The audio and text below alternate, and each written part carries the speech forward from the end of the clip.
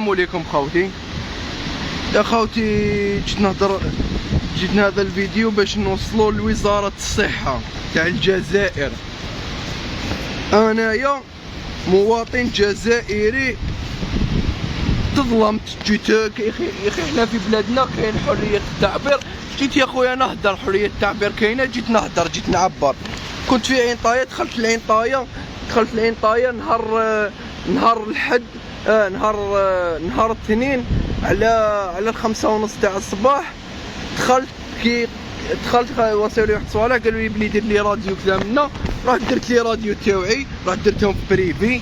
هاهم ليك لي راديو، درت لي راديو تاوعي في بريفي، درت لي راديو في بريفي. هاهم ليك لي راديو، هاو ليك اسم بالله علي بين عجيب.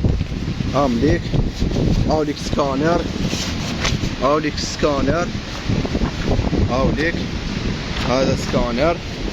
اليوم في عينطاية قالوا لي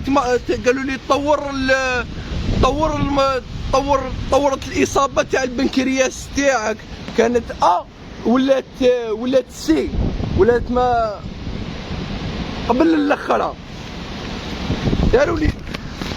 داروا لي بريه، بعثوني لمصطفى باشا.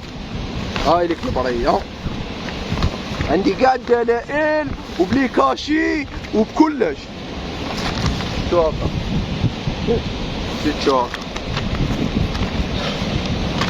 هاي لك البريه اللي كانوا دايرينها. هاي لك كيفاش كانت مطبقه. هاي لك ايرجونس، هاي لك ايرجونس بعثوها لمصطفى باشا. كي رحنا لمصطفى باشا، هاي لك المؤسسة الاستشفائية لعينطاية، جناح الاستعجالات الطبية. فوالا هاي لك الورقة اللي داروها في عينطاية وعطاوها لي وبعثوني لمصطفى باشا.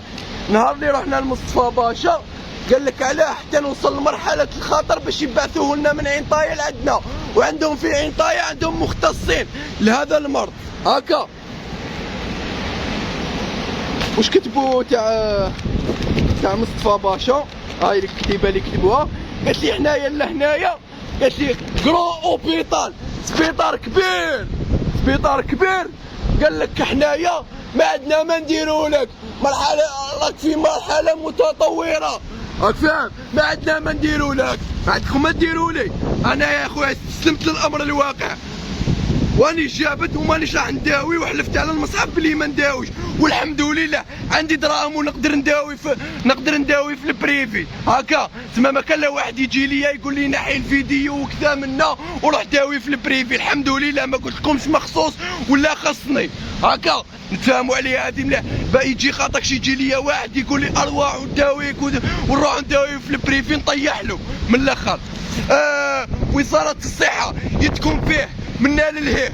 واذا كاش مصرالي انا مانيش غنزيد نجي عند ربكم للسبيطار. اذا كاش مصرالي منا ورايح ديروا في بالكم نتوما اللي حتدوا ذنوبي ونتوما سبابي. هكا وحسبي الله ونعم الوكيل فيكم.